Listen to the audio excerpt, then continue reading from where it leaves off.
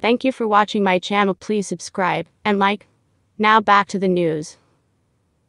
On April 20, 1992, George Michael was part of a star-studded lineup that included Elton John, David Bowie and Metallica at the Freddie Mercury tribute concert for AIDS awareness at London's Wembley Stadium. The previous November, the flamboyant Mercury had announced, after months of speculation, that he had AIDS. Bedridden and blind, the Queen singer died the following day at the age of 45. The concert was organized to pay tribute to the legendary Mercury and to raise money for AIDS awareness.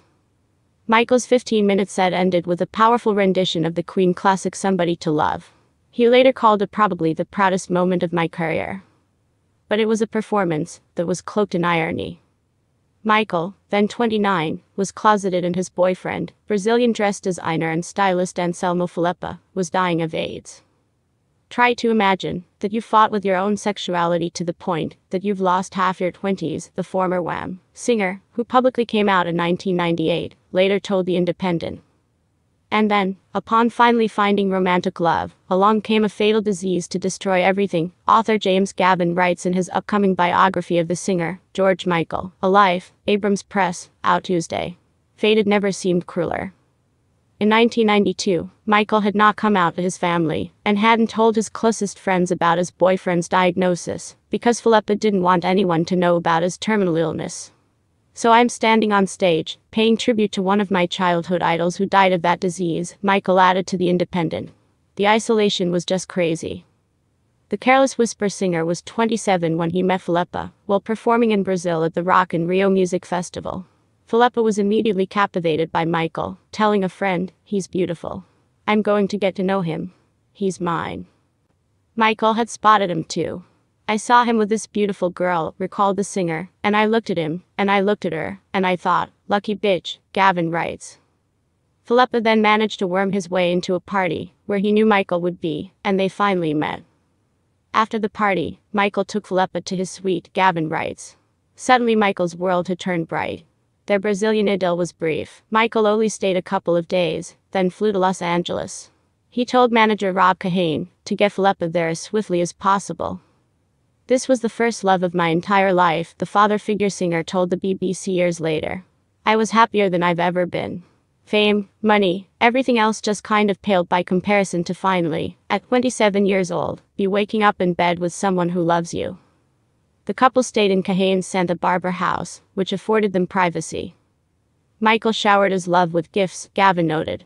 A Cartier watch, designer clothes, a Mercedes. Together they listened to bossa nova, especially that of Antonio Carlos Jobim. Michael had heard some of those songs before, but never with a boyfriend who could sing them and translate the words. AIDS remained the couple's greatest fear.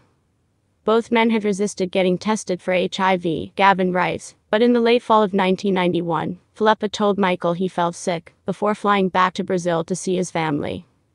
In a later documentary, Michael revealed that he went to see his family for Christmas and sat at the table not knowing whether my partner, who the people around the table did not know about, this man I was in love with, was terminally ill, and not knowing whether I was terminally ill. It was possibly the loneliest time of my life. In Brazil, Filippa got the news that he had AIDS. For a time he avoided telling the singer, but once they were reunited in California, he had no choice. The couple wept, and Filippa begged his partner not to tell anyone. Michael arranged for his lover to see the best doctors in California, but was too frightened to go along, terrified that the news would destroy his career.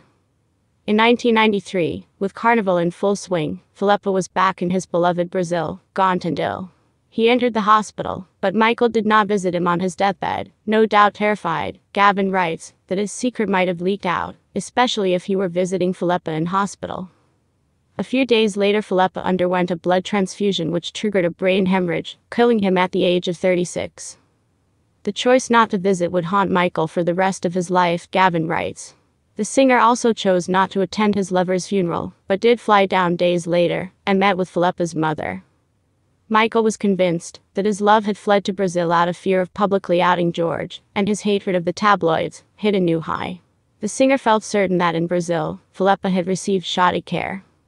Years later, Michael looked back at their relationship and called his lay boyfriend the most beautiful, kind-hearted, angelic person I've ever met, which is sometimes hard for my partners since his death, because you can't rival a ghost.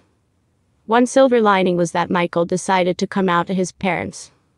He penned an emotional 4-page letter which did not surprise his mother, who showered him with unconditional love and affection, but his father did not take it so well. A friend of Michael's told Gavin that it hit him like a ton of bricks. It was a hard day for him. The Everything She Wants singer had long struggled with his sexuality. Michael grew up in London, with 2 sisters, the son of a Greek Cypriot immigrant who ran a restaurant and an English-born mother. He was a lowly child, with thick eyebrows and Coke bottle glasses. As a shy, new student at Bushy Meads School, a teacher asked for a volunteer to show their newest classmate around. The class standout, Andrew Ridgely, raised his hand. The two became fast friends, bonding over their shared love of music, and in 1981 they formed a band named Wham! Around this time, Michael also met James Sullivan, an exchange student from Brooklyn College who was openly gay. "I think George's father was a homophobic bastard who caused George a lot of pain," Sullivan told Gavin. "He found happiness in music, and in Ridgely's acceptance of him. But I think George was miserable his whole life. He was confused and scared of rumors, scared of a lot of things." One of his first solo hit songs, 1987's I Want Your Sex, was written about Tony Garcia, a swarthy, curly-haired, handsome French playboy and occasional record producer with whom Michael had spent glamorous times in Saint-Tropez and elsewhere. Although it was a largely unrequited crush, Michael took it seriously, Gavin writes. He had fallen in love for the very first time, he acknowledged later, and it banished any lingering doubt about his sexuality. "I knew I was gay. Michael's final boyfriend was Fadi Fawaz, a Lebanese hairdresser who had been raised in Australia. The two had hooked up in 2008, but started dating in 2012. Fawaz, 13 years Michael's junior, was physically his ideal, Gavin writes. To add to the allure, Fawaz had done gay porn under a pseudonym. Fawaz struck most of Michael's intimates as gauche and obviously rude, the author notes. The couple eventually ended up sleeping in separate bedrooms and fighting a lot. One friend claims that Michael had tried to finish the relationship many times, but he found it impossible to confront people. Meanwhile, according to the book, Michael now relied on GHB to buffer almost every responsibility, from mixing sessions to meetings with his lawyers. He was also smoking crystal meth. The singer was suffering from panic attacks and substance abuse issues, and bloated from overeating. On May 30, 2014, an unidentified person found Michael unconscious in his bathtub in Highgate.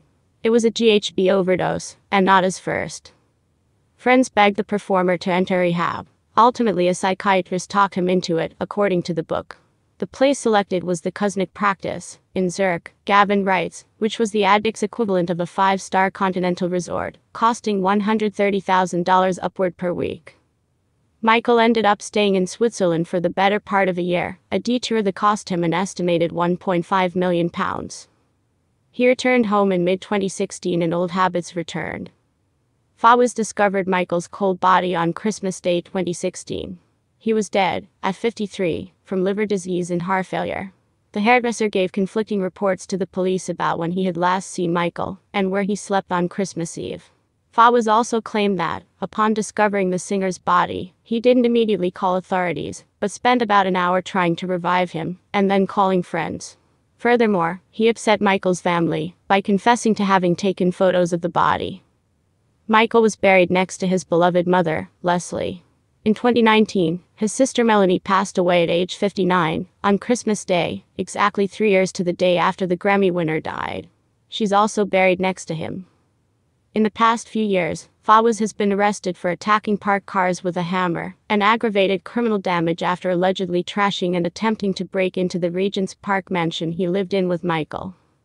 Throughout his life, Michael longed for one special person to make him feel complete, Gavin writes. But the battle for self-love had been his toughest, and in the end he lost.